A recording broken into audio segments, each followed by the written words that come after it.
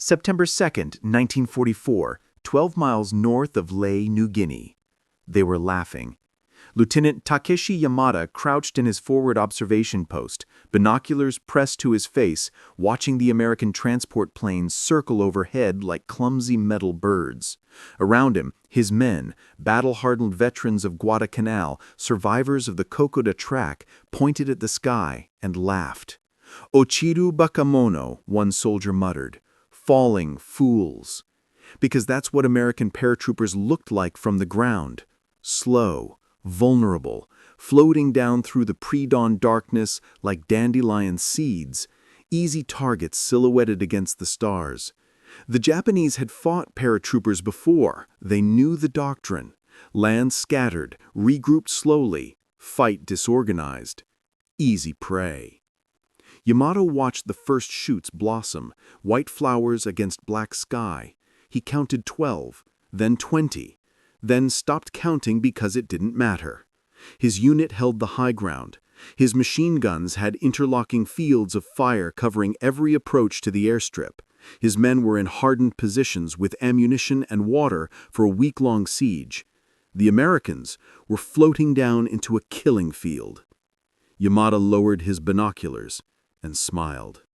Then the first paratrooper landed 70 meters from his position, unhooked his chute in less than 3 seconds, and pulled something from his leg holster that Yamada had never seen in combat before.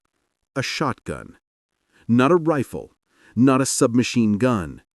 A Winchester Model 1897 trench gun, 12-gauge, pump action, 6 rounds of double-aught buckshot capable of turning a human torso into red mist at 15 yards.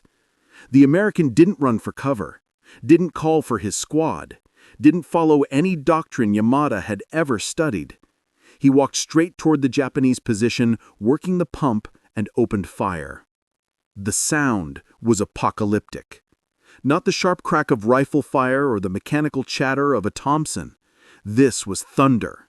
This was the voice of God rendered in cordite and lead.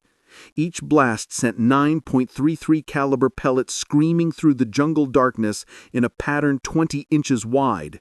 Yamada's forward sentry, a man named Kato, who had survived 2 years of jungle warfare, simply ceased to exist from the chest up. And then the sky began to rain Americans with shotguns. To understand what happened that morning, we need to go back 6 months. The problem was simple, brutal, and had been killing American paratroopers since Normandy. The moment of landing was a death sentence. A paratrooper hitting the ground is temporarily helpless. He's tangled in his chute. His rifle is in a padded case to prevent damage during the jump. His sidearm, usually a .45 pistol, is holstered.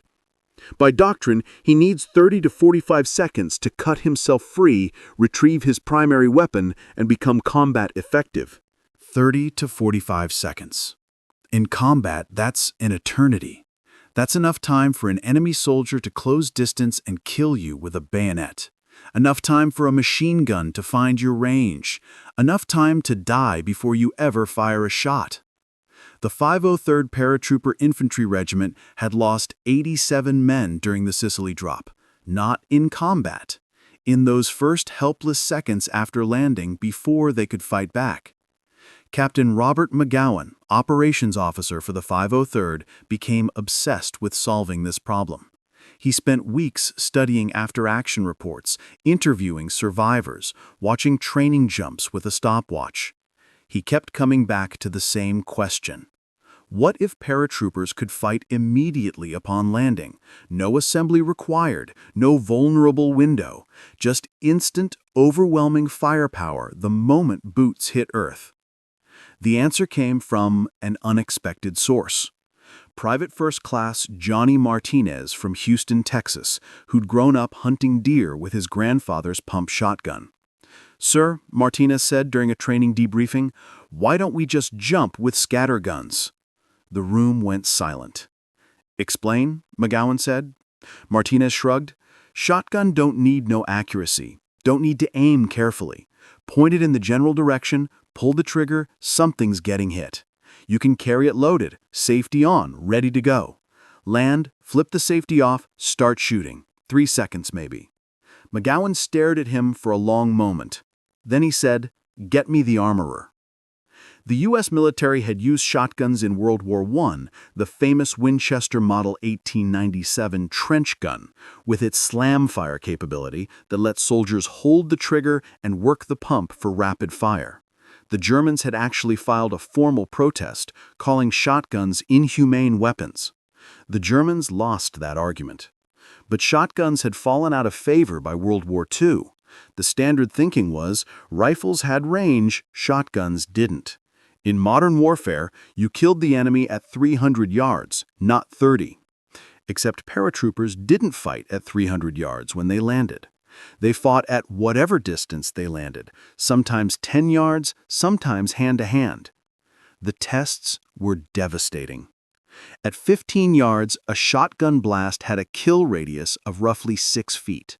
One trigger pull could neutralize multiple targets. The psychological impact was even more significant. Soldiers hit with buckshot didn't just fall, they exploded in a spray of blood and tissue that traumatized everyone nearby. More importantly, the shotgun could be carried combat-ready. A paratrooper could strap it to his leg in a quick-release holster, loaded, safety engaged. Upon landing, he could draw and fire in under 3 seconds. 3 seconds versus 45 seconds. That margin was life or death. Major General Joseph Swing, commander of the 11th Airborne Division, watched the demonstration and immediately authorized field trials. Within 2 weeks, 300 Winchester Model 1897 shotguns were shipped to training units in the Pacific. Within 6 weeks, paratroopers were drilling with them obsessively. Draw, safety off, fire, pump, reload, over and over again, until the motions became muscle memory, until they could do it in pitch darkness, until the shotgun became an extension of their bodies. By August 1944, the 503rd Paratrooper Infantry Regiment deployed to New Guinea with 1 shotgun per squad, 8 rounds of buckshot, and a man trained to use it the instant his boots touched earth. The Japanese had no idea what was coming. From the Japanese perspective, American paratroopers were a known quantity. Intelligence reports from previous engagements painted a consistent picture. Paratroopers landed scattered and disorganized. They carried light weapons, rifles, submachine guns, pistols. They were vulnerable during landing and for several minutes afterward. Standard defensive doctrine was to establish positions along likely drop zones and engage them during their most vulnerable moment. It had worked at Markham Valley. It had worked at Nadzub. It would work again. Lieutenant Colonel Shigeru Kanemura, commanding the defense of Leh airstrip, positioned his forces with confidence. 3 companies of infantry, 2 Type 92 heavy machine guns, interlocking fields of fire. His men were dug in, camouflaged, with ammunition stockpiled and morale high. His intelligence officer reported that American paratroopers would likely drop at dawn to maximize visibility.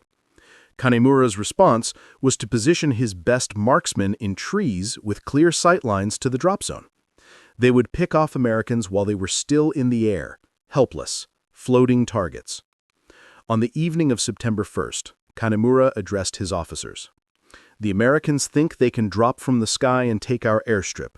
Let them try. The sky will become their graveyard." His men cheered.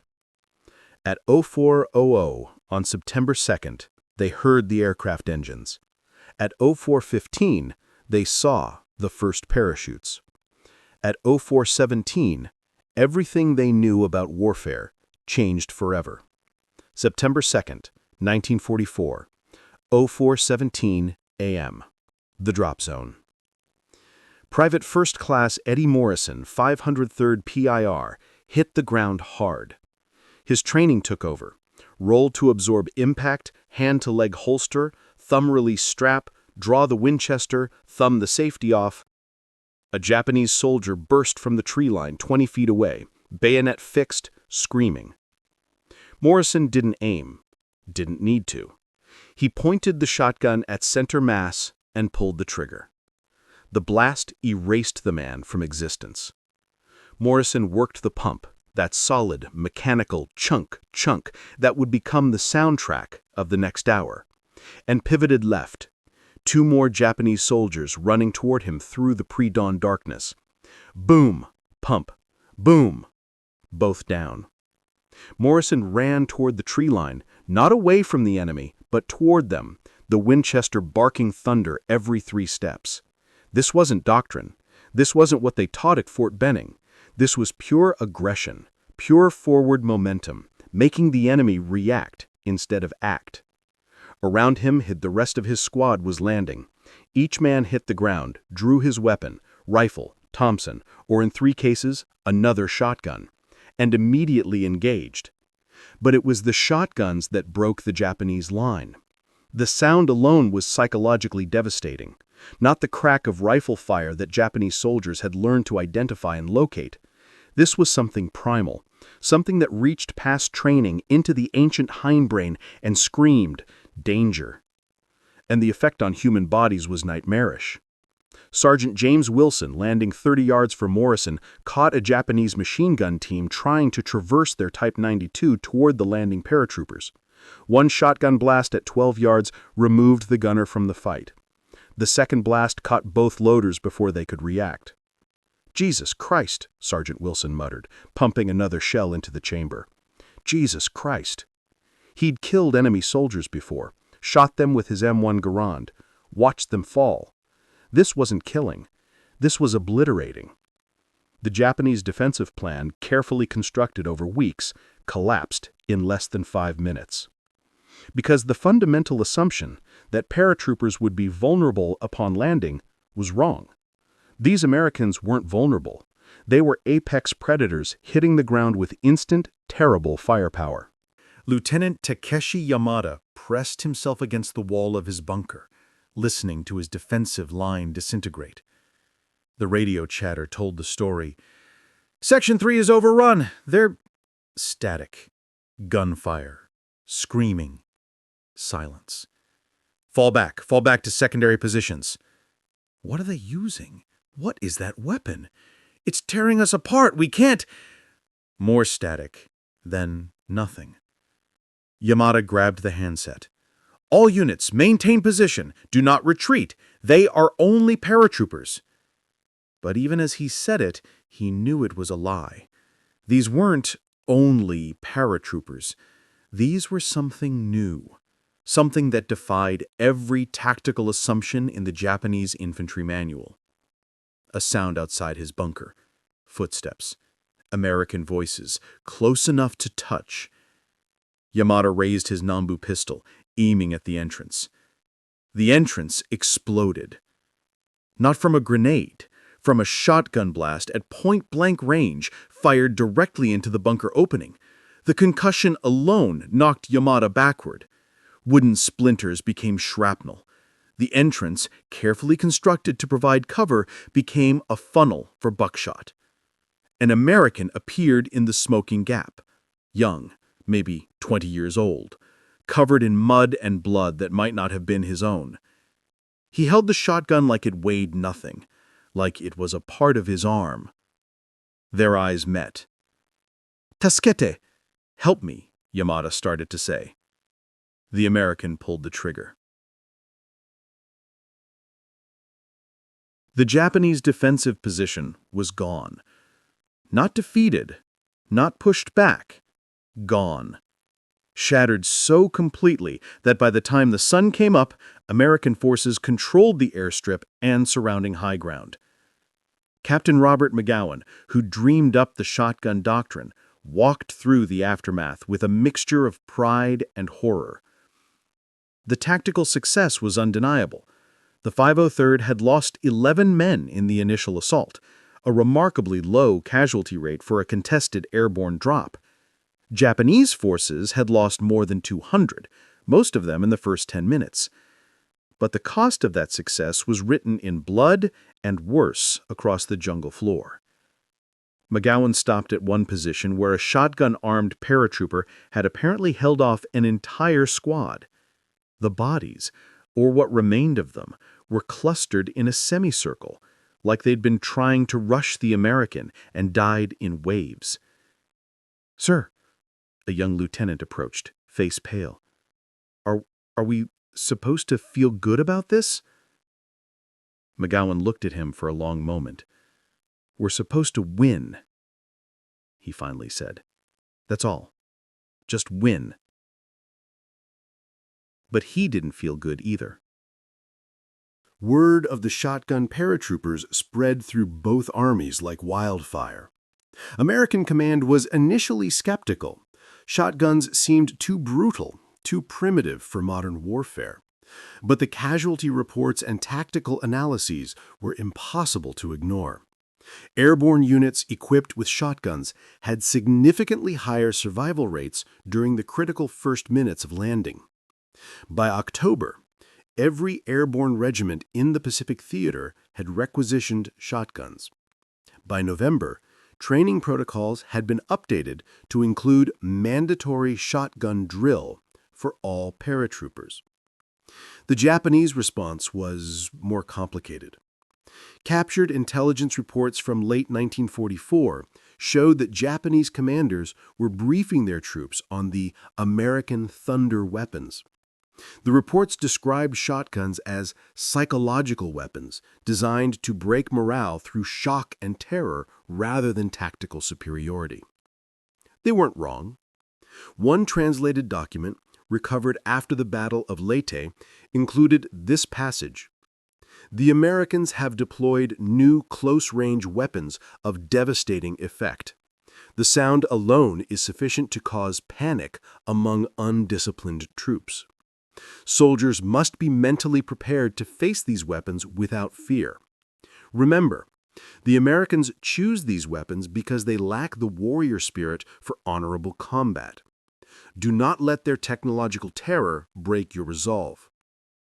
But resolve meant nothing when you were facing a weapon that could kill you from 15 yards away, without the shooter even needing to aim carefully. Private Hiroshi Tanaka, captured after a skirmish near Tacloban, provided more honest testimony during interrogation. "We were told the Americans would be easy to kill when they landed. We were told to wait for them in the trees and shoot them while they hung helpless in their parachutes. Then they started falling, and the noise. The horrible noise, like thunder inside your skull. My friend Sato was hit by one of those weapons. He just came apart. That's the only way to describe it. One moment he was there. The next moment he was pieces. We ran. I'm not ashamed to say it. We ran because we wanted to live." The shotgun doctrine reached its peak at Los Baños, one of the most successful rescue operations in military history. Over 2,000 Allied civilians were imprisoned in a Japanese internment camp at Los Baños in the Philippines. Intelligence indicated the guards were planning to execute all prisoners, rather than let them be liberated. The 11th Airborne Division was tasked with rescue. The plan: drop paratroopers directly onto the camp, overwhelm the guards before they could execute prisoners, evacuate everyone via amphibious vehicles. The timeline was insane. From first paratrooper landing to complete evacuation, 15 minutes maximum. Every second would count. The platoon selected for the initial assault was equipped entirely with shotguns and Thompson submachine guns, all close-range weapons chosen specifically for speed and shock effect. On the morning of February 16th, American paratroopers dropped directly onto the Los Baños camp. The Japanese guards were caught completely unprepared. Most were killed in the first 90 seconds before they could even reach their weapons. The shotgun-equipped Americans moved through the guard barracks like a storm, one room at a time, each blast clearing a space, each pump of the action promising more violence to come. The entire guard force, 238 Japanese soldiers, was neutralized in less than 3 minutes. All 2,147 prisoners were rescued without a single civilian casualty. Sergeant Frank Mueller, one of these shotgun operators, later described the action. We hit the ground running. Didn't even cut our chutes away properly, just yanked the quick release and went. I kicked open the first barracks door and there were 4 guards inside reaching for their rifles. 4 targets, 6 feet of space between them. 1 shot, all 4 down. I pumped another shell and kept moving. The whole thing felt like it took 10 seconds. Later they told me I'd been inside that building for 2 minutes. Felt like 10 seconds. The Los Baños raid became a case study in airborne tactics. Every element worked perfectly, but the foundation was speed, getting boots on ground and into the fight in under 3 seconds. The shotguns made that possible. When Japan surrendered, American paratroopers had conducted over 40 contested drops in the Pacific Theater. Units equipped with shotguns consistently reported lower casualties and faster objective capture compared to standard-equipped units. The numbers told the story. Average time from landing to combat effectiveness, standard equipment, 38 seconds. Average time from landing to combat effectiveness, shotgun-equipped, 2.8 seconds. Survival rate increase in the first 5 minutes of landing, 34%. But statistics don't capture what it felt like. Master Sergeant Eddie Morrison, who'd killed his first enemy with a shotgun at Lye, was interviewed in 1987 for an oral history project. By then, he was 64 years old, grandfather of 5, owner of a hardware store in Ohio. The interviewer asked him what he remembered most about the war. Morrison was quiet for a long time. Then he said, "The sound, that's what I remember. The sound of the pump action, chunk chunk. That sound meant you were still alive, meant you were still in the fight. I hear it sometimes, even now. I'll be in the store, someone will drop something heavy, and for just a second I'm back there. 20 years old, falling out of the sky with a shotgun, scared out of my mind, but doing it anyway because that's what we did.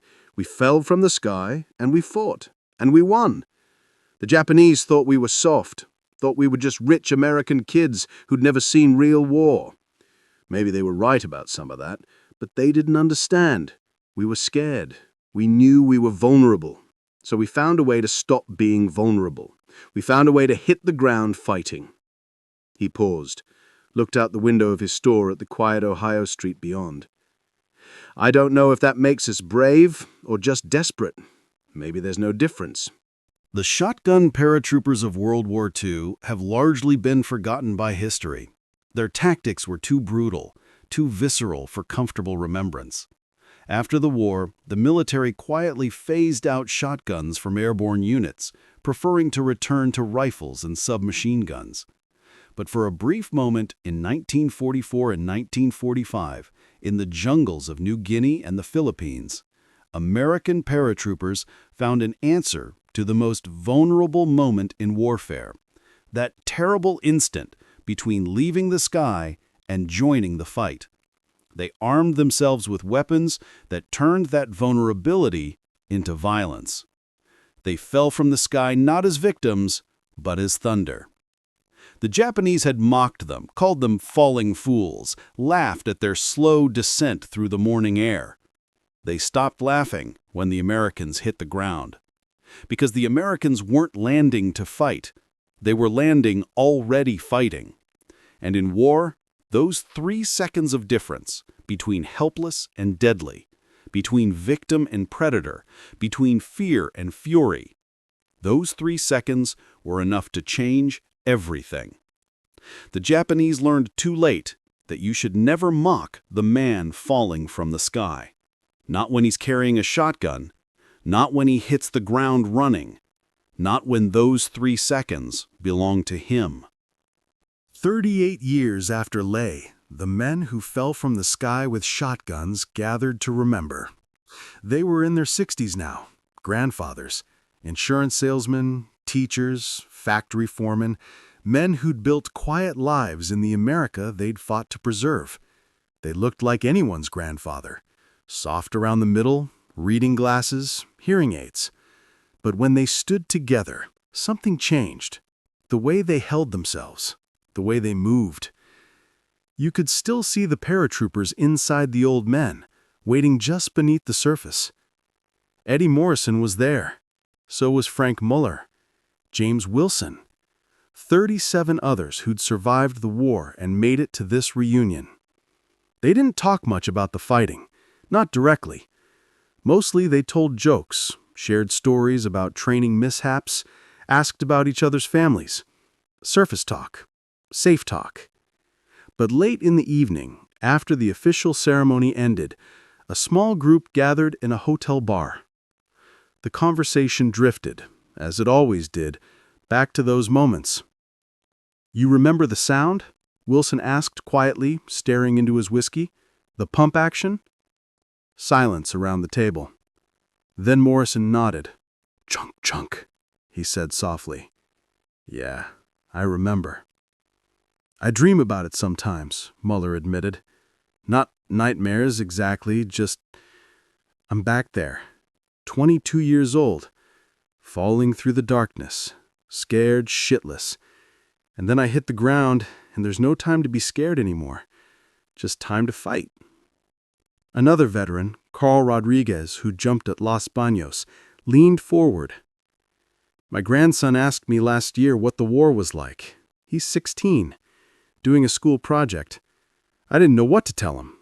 How do you explain what it felt like, jumping out of a perfectly good airplane to land in a place where people were trying to kill you, knowing you had maybe 3 seconds to get your weapon up before you died?"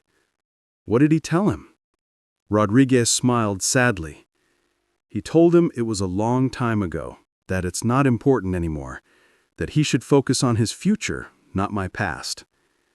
"But it is important," Morrison said, his voice suddenly sharp. "It is important, not because we want to glorify it or pretend we were heroes, but because people need to understand what happens when you push human beings to their absolute limit. We found a way to survive. We adapted. We took something terrifying, jumping out of planes into enemy territory, and we found a way to make it work. That matters. That says something about what people can do when they have to."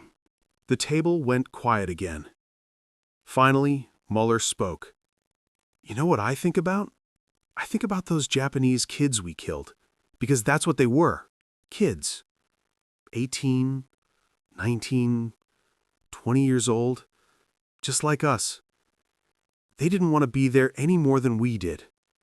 They were scared too. And we turned them into red mist before they even knew what hit them." He paused, struggling with the words. "I don't regret it. We did what we had to do. But I think about them. I think about their mothers, their girlfriends. I think about how they probably thought they were ready, thought they understood combat. And then we came out of the sky with those goddamn shotguns, and they realized they didn't understand anything at all. That's what keeps me up at night. Not that we killed them, that we killed them so easily." Morrison reached across the table, gripped Muller's shoulder. "We did what we had to do," he repeated. "That's all. That's enough." But his hand was shaking. Inside the case, a Winchester Model 1897 shotgun with a worn wooden stock and scratched barrel. Next to it, a faded photograph of young men in paratrooper uniforms, squinting into the camera, trying to look tough. The placard reads, "Shotgun used by 503rd Parachute Infantry Regiment, Pacific Theater, 1944-1945. That's all. No mention of Ley, no mention of Los Baños. No mention of the tactical revolution it represented, or the lives it saved, or the psychological terror it inflicted. Just a gun in a case, slowly being forgotten." Eddie Morrison died in 2003. Frank Muller in 2007. James Wilson in 2011. Carl Rodriguez in 2019. One by one, the men who fell from the sky with shotguns have passed into history. Their stories are preserved in archives that few people access. Their innovations are mentioned in tactical manuals that few people read. But their impact remains. Today's paratroopers don't carry shotguns. They carry M4 carbines, sophisticated electronics, body armor that weighs 30 pounds. They jump from aircraft that their grandfathers couldn't have imagined. But the fundamental problem remains the same. The moment you hit the ground in hostile territory, you're vulnerable. The window between landing and fighting effectiveness still exists. Modern doctrine has reduced it to under 2 seconds through improved equipment and training. But it can't be eliminated entirely, because gravity doesn't change, physics doesn't change, fear doesn't change. What changed, what those shotgun-carrying paratroopers proved in 1944, is that adaptation matters more than tradition, that survival requires constant innovation, that the side willing to try something radical, something uncomfortable, something that violates conventional wisdom, is often the side that wins. Staff Sergeant Michael Chen, a modern paratrooper instructor, teaches his students about the history of airborne operations. He always includes a section on the shotgun doctrine. These guys, he tells his class, showing them that photograph of the 503rd PIR, they faced a problem that was getting soldiers killed. Instead of accepting it as just the cost of doing business, they found a solution. It wasn't pretty, it wasn't sophisticated, it was brutal and direct, and it worked. That's the lesson. Not the specific weapon, the mindset. He pauses, looks at the young faces staring back at him. You're going to face problems I can't predict, equipment I can't imagine, enemies who'll use tactics that don't exist yet. When that happens, I want you to think about these guys. Think about how they looked at an unsolvable problem and said, fuck it, let's try something crazy. That's the real legacy here, not the shotguns, the audacity. Simple, direct, like the man himself. But carved on the back, where most people never look, is something else, something Morrison requested in his will. For 3 seconds, we were thunder. His daughter later explained, Dad never talked much about the war. But near the end, when he knew he didn't have much time, he told me he wanted people to remember those 3 seconds. Not the killing, not the horror. Just the moment when he and his buddies found a way to turn fear into action. He said those 3 seconds made him who he was, made him understand what humans are capable of when they refuse to accept the impossible. Those 3 seconds. The difference between helpless and deadly, between victim and victor, between dying on foreign soil and making it home to build a life. 3 seconds that a group of young men bought with innovation, courage, and a pump-action shotgun. War has a way of revealing truths we'd rather not acknowledge. One of those truths is this: when survival is on the line, humans will do anything. They'll innovate, adapt, and break every rule that stands between them and living another day. The Japanese soldiers who mocked American paratroopers weren't stupid. They weren't wrong to see vulnerability in men floating slowly down through the darkness. That vulnerability was real. What they failed to understand, what no one could have predicted, was that the Americans had already solved the problem before they jumped. They'd looked at their most vulnerable moment and engineered it out of existence. They'd taken a weapon considered primitive and turned it into a tool of terror. They'd transformed those 3 seconds of helplessness into 3 seconds of overwhelming violence. And in doing so, they'd proved something that echoes through military history. The side that adapts fastest wins. Not the side with better equipment, not the side with more soldiers, not even the side with superior tactics. The side that sees a problem killing their people and says no more, and finds a solution no one else thought of. That's the side that survives. The shotgun paratroopers of World War II didn't win the war. They weren't even a major part of most history books. Their contribution was small, tactical, limited in scope. But for the men who jumped with those weapons, for the men who hit the ground and lived because they could fight back in 3 seconds instead of 45, the impact was everything. Those 3 seconds were the difference between going home and dying on a drop zone in the Pacific. Those 3 seconds were the margin of survival. Those 3 seconds were why Eddie Morrison got to meet his grandchildren, why Frank Mueller got to teach high school history for 30 years.